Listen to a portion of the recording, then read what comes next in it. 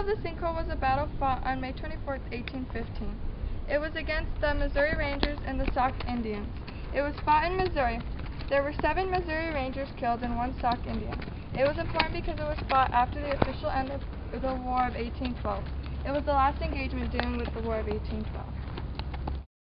The Tenure of Office Act was a law that was intended to restrict the power of the President of the United States to remove certain office holders without the approval of the Senate. The law was enacted over the veto of Andrew Johnson. There needed to be consent from the Senate to remove any officer. This act restricted the President, although balance is well needed. The Espionage Act of 1917 was a law passed on June 15, 1917, shortly after U.S. entered World War I. It prohibited any attempt to interfere with military operations, to support U.S. enemies during wartime, to promote insubordination in the military, or to interfere with any military recruitment. There was a lot of controversy if it violated freedom of speech, and the court voted that it did not. James Talmadge Jr. submitted the Talmadge Amendment on February 13, 1819 to the United States House of Representatives. It was submitted during the debate over admitting Missouri as a state. Talmadge was an avid opponent of slavery, so his act proposed to extinguish slavery within a generation, starting with Missouri. His act said that further introduction of slavery would be prohibited and that children born within a certain state after that state had been admitted to the Union would be free at the age of 25. The Talmadge Act was considered and then passed in the House of Representatives, but the Senate passed the Missouri Statehood Bill without the amendment. Senate, however, did prohibit slavery in the territories of the Louisiana Purchase above the 3630 parallel because of this. We want to call on the order the case of Cooper versus Aaron. This case is regarding whether the state of Arkansas should be able to pass legislation undermining the court's ruling in Brown versus Board of Education that racial segregation in public schools is unconstitutional. Although there is a landmark decision of the Supreme Court of the United States that holds that the states are bound by the court's decision and have to enforce them even if the states disagree with them. Our decision is that it is constitutionally impermissible under the Equal Protection Clause to maintain law and order and deprive the black students their equal rights under the law. The court is dismissed. I'm Joe Lane. I'm the grandfather of Jenna Lane, and I'm here to tell you about the Little Rock crisis, the integration of the school at Central High School in Little Rock, Arkansas. And it was a real exciting time for me. It was a period of time when Governor Faubus, the governor of Arkansas, had mobilized the Arkansas National Guard and put them into the regular Army with the 101st Airborne Division. And the reason for that is that the federal government required integration, and prior to that, Governor Faubus had mobilized the National Guard and put him under the state, and was there for the purpose of keeping it desegregated. In other words, they could not go into black children could not go into the school. And I was the master sergeant, the S2, the master sergeant, the intelligence sergeant, and I was part of the headquarters and headquarters company of the 1st Battalion of the 153rd Infantry of the state of Arkansas. And it was a time when it was really a crisis there, because the people had high emotions and different opinions as to what things should be done, how things should be done. So the federal government took it over and mobilized us, the National Guard, into the regular Army, and we were there to secure and safety of the students that would be enrolling there at Little Rock. As an S2 officer of the intelligence, I had access, I guess, to most of the information that was going on. We were on the west side, the headquarters part of it was on that west side of the building, across from the football field, and the locker rooms for the football players. And we had all the reports there. One exciting thing about it was that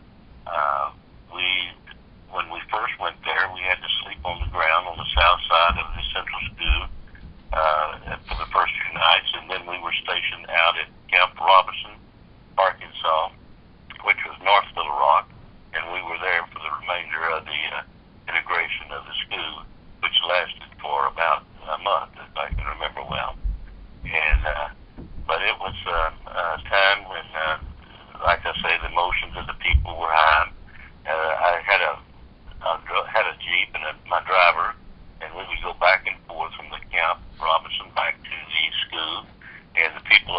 way as they would see the Jeep would say nasty, ugly things to us because we were there actually for the purpose of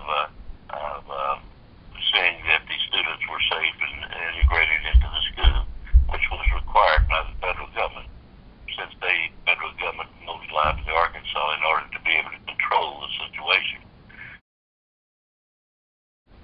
The Alien Enemies Act allowed the expulsion of imprisonment of foreign aliens deemed dangerous during war times. In 1941, the Alien Enemies Act was utilized by the government officials in the incarceration of Japanese Americans. Immediately after Pearl Harbor, the act was heavily used, giving the government the authority to detain enemy aliens and take away alien property. At the conclusion of World War II, internees used the Alien Enemies Act to block their deportation to Axis states. This action would be highly inappropriate in today's society.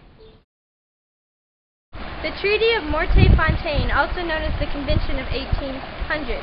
It was a treaty between the United States and France to settle the hostilities that had erupted during the Quasi-War. The Quasi-War occurred because of the American delegation to France.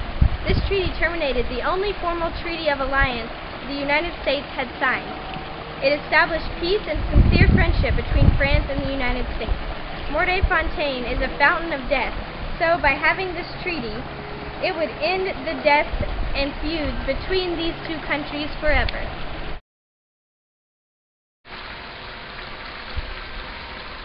The Logan Act is a United States federal law that forbids unauthorized citizens from negotiating with foreign governments. It was passed in 1799 and last amended in 1994. If it is violated, there will be punishment under the federal law. It was passed by John Adams when he was president during the tension between the United States and France. Hello. Hi, Who are you? I'm Lewis Cass. How did you benefit society in the U.S.? Well, I was a military officer and a politician. Did you do anything else? Of course. I served as a governor of the Michigan Territory, was an American ambassador, a U.S. Senator representing Michigan, and finally, I am a co-founder of the Grand Lodge of Michigan. That's very interesting. Are you famous for anything? Yes, actually, I am. I am nationally famous as a leading spokesman for the doctrine of popular sovereignty. How did that make you important? Popular sovereignty enables voters in the territories to determine whether to make slavery legal instead of having Congress decide. So this helped shape America into the democracy that it is today. That's interesting. Thank you for your time. This was a very nice interview. Thank you. I missed this day. Woo! I'm gonna kill these people. Bang! The Centralia Massacre was a terribly violent and blood-filled incident that took place in Centralia, Washington. The event happened on November 11, 1919, during a parade representing the first anniversary of Armistice Day. This conflict started between the American Legion and members of the Industrial Workers of the World, or IWW for short. The massacre resulted in 6 deaths, many wounded, and numerous prison terms. The impactful ramifications included national media attention and thoughts that contributed to the Red Scare with Russia in 1919 to 1920. The massacre caused a long-lasting, deep-rooted enmity between the American Legion and the IWW, even into the 21st century.